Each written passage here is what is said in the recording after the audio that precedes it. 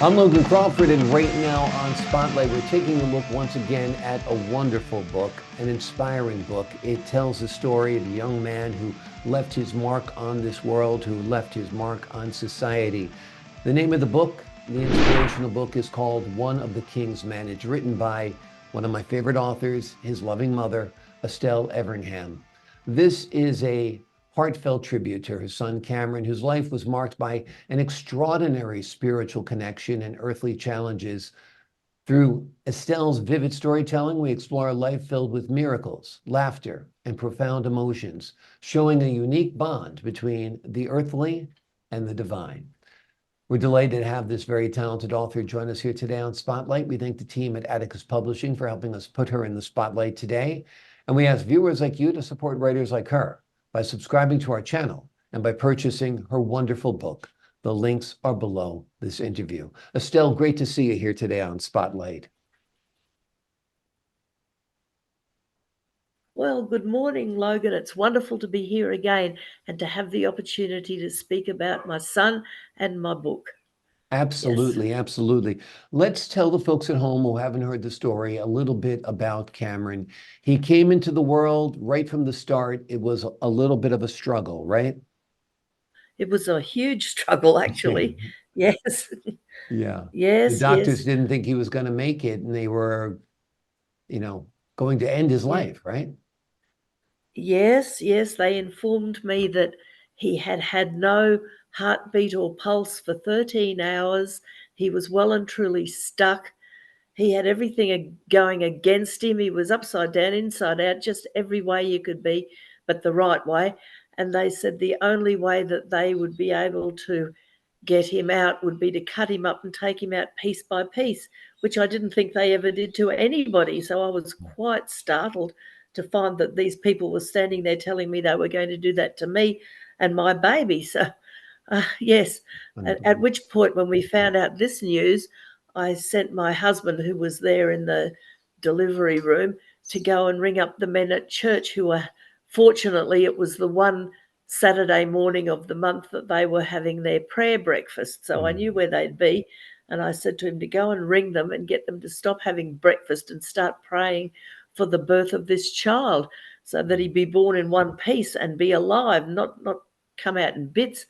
So away he went. And when he came back, he was no sooner back in the room, and I'm lying there watching the doctor, who had his back to me, while the nurses were velcroing up the back of his gown, and all the instruments to cut up the baby were lying there on the bench, and I'm, just quite horrified about what's to happen.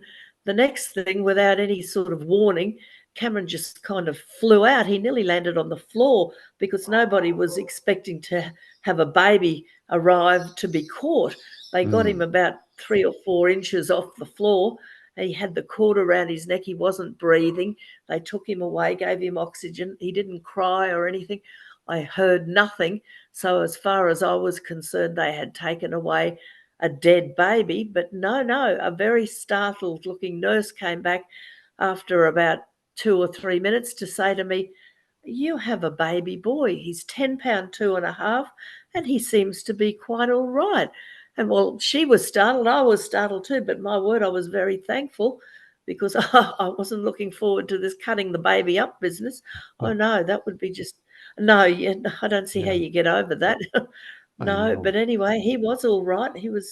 Yep, he was fine. He The only thing that I can point to in his life that showed that he had had trouble at the beginning of his life was the fact that he and maths were on different planets. He could not do maths, not for anything. My other children, yes, yes. Daughter, very, very brilliant. Toddy, he did quite well. He's done very well too in his life, but the Cameron, no, no, no, no. And I'm only just thankful now that as a teacher, I didn't sit him down every afternoon after school and give him a maths lesson and try and shove some maths knowledge into him, because he ended up not needing it anyway. Yeah, As yeah. he wrote to his maths teacher several weeks before he was unexpectedly killed, You don't need to get an A in maths to go to heaven. Oh, And that was perfectly true.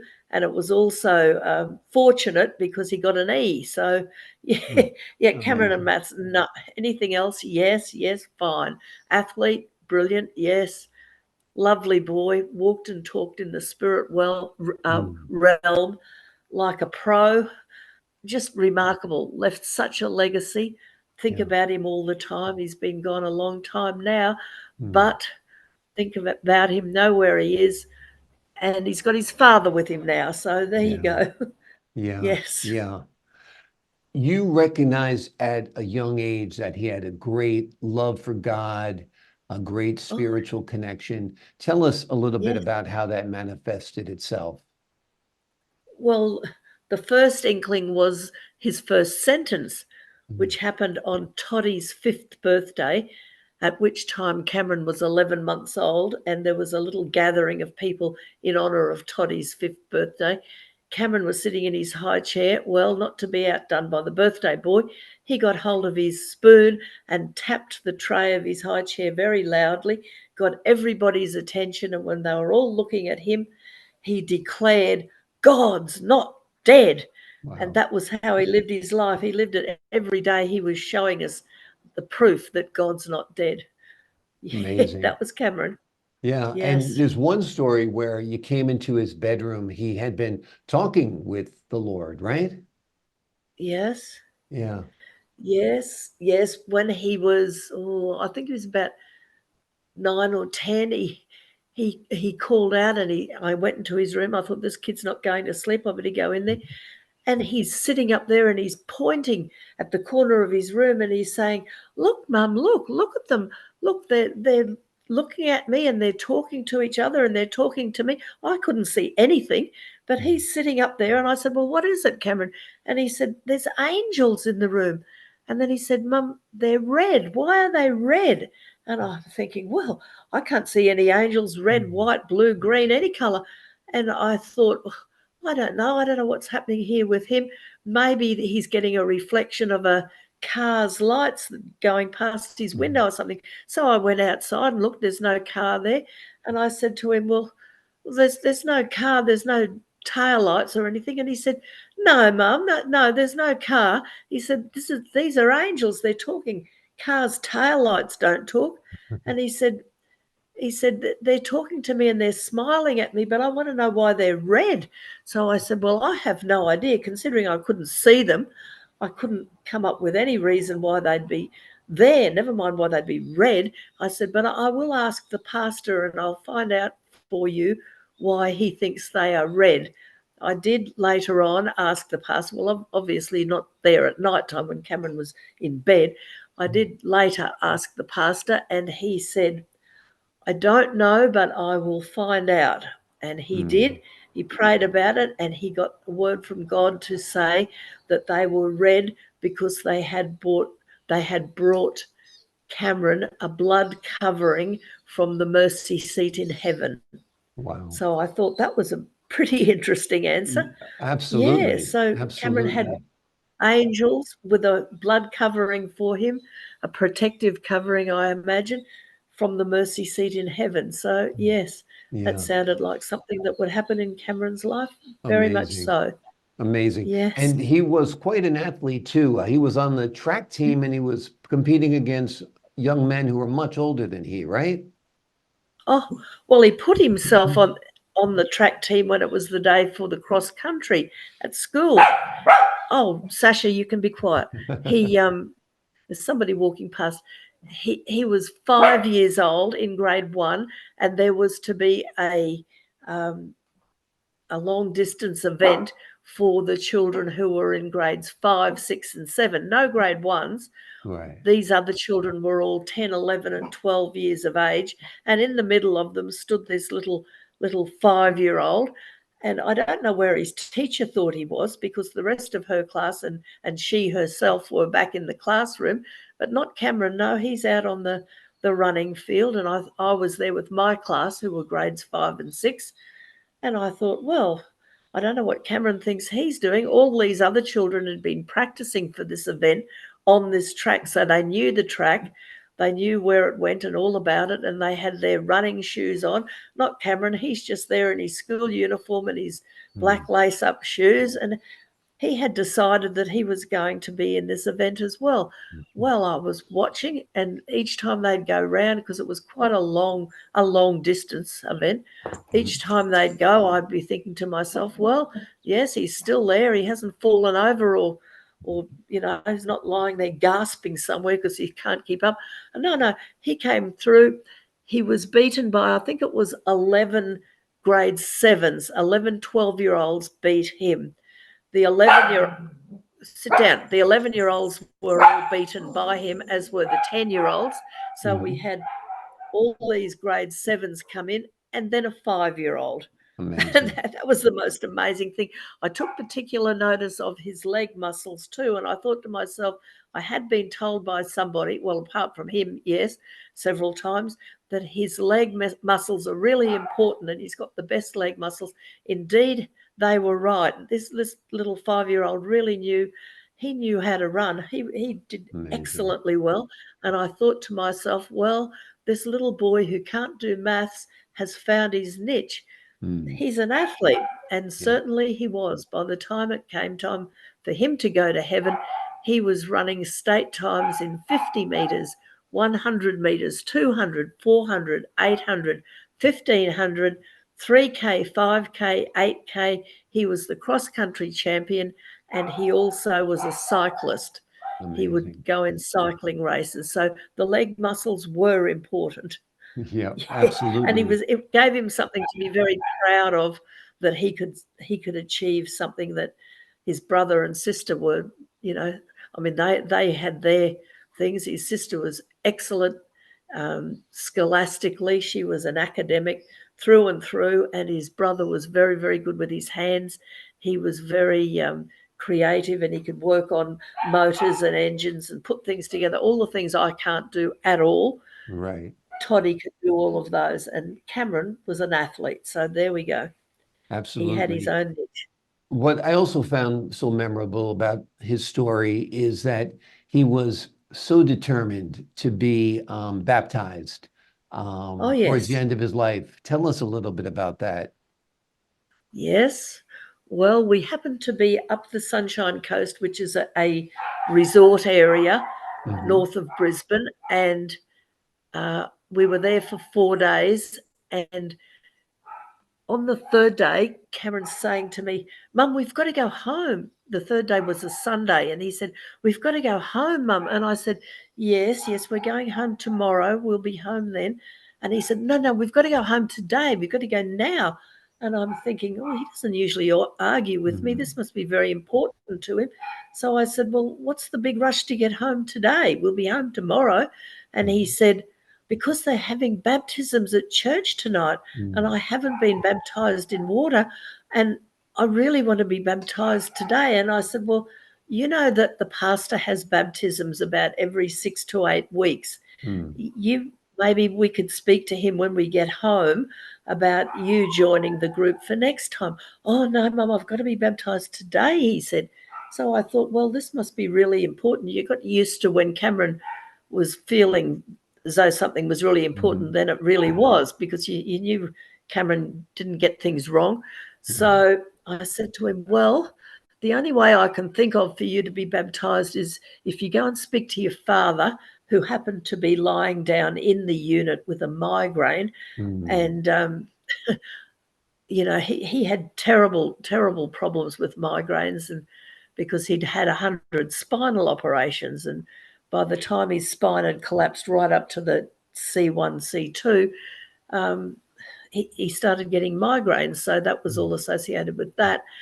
And Cameron knew as well as I did that you don't approach him when he's got a migraine. It's just not a very good idea. So I thought to myself, well, Cameron will either prove to me that he really wants to be baptized, or he'll say to me, oh, well, Dad's not well.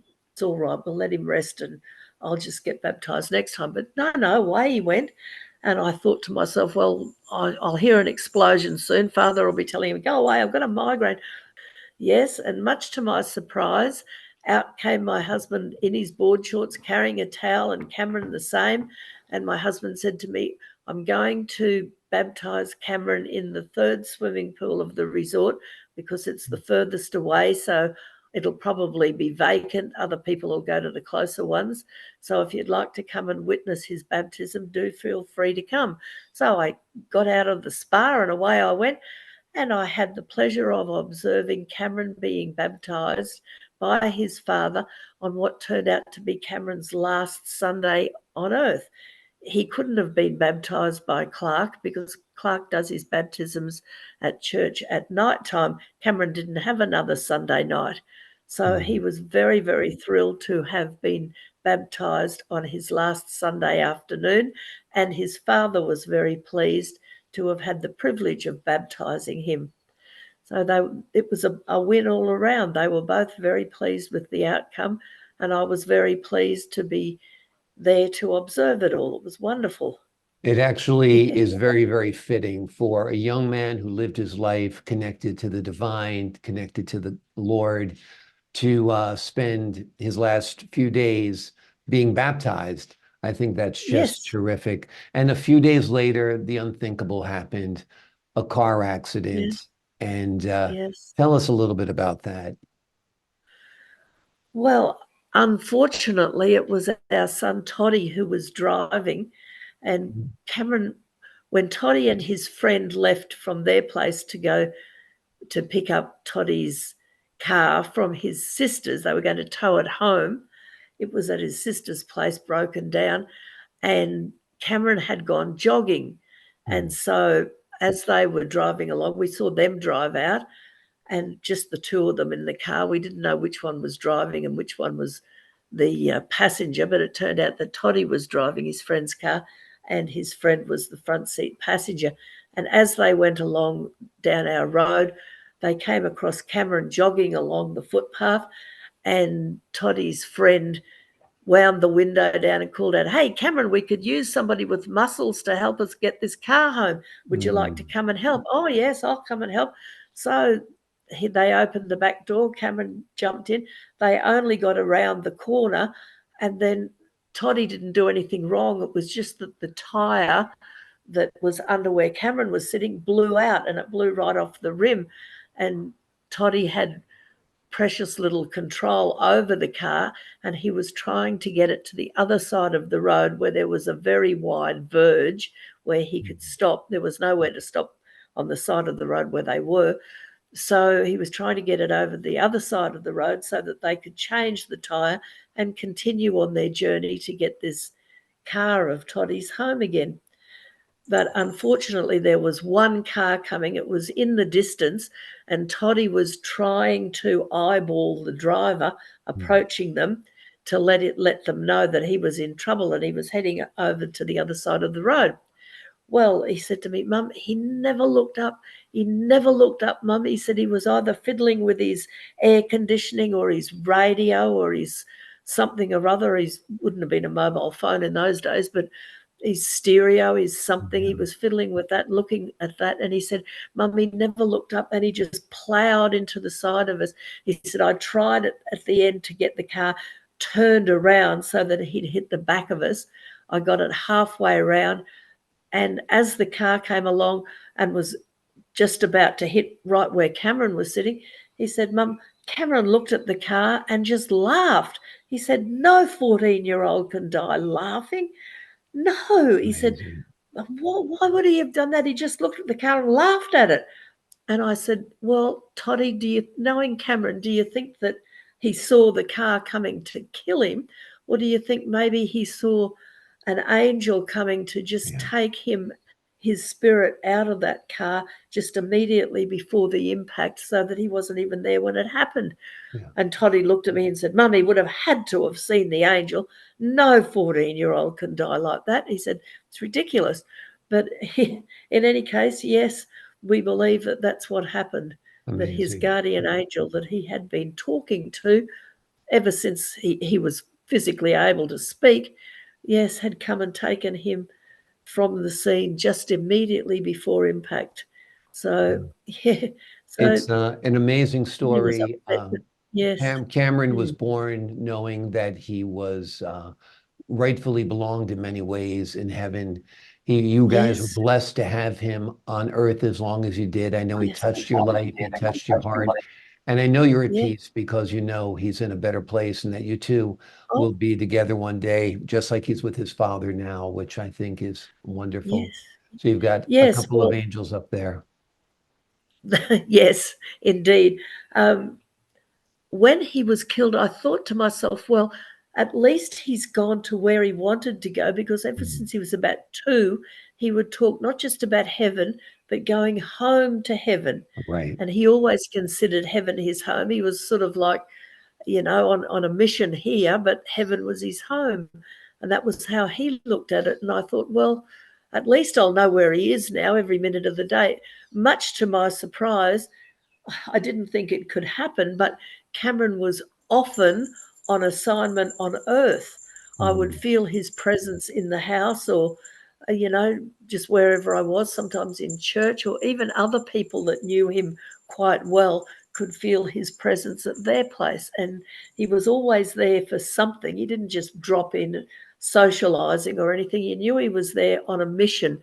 He was there on assignment to do something, because there was always an outcome after his visits. And I can recall that when his father was really, really ill, which he was for the last year and a half of his life, and he would say to me, "There was somebody in my room last night. Did you come in and get on the end of my bed?" And I'd say, "No, no, I was asleep."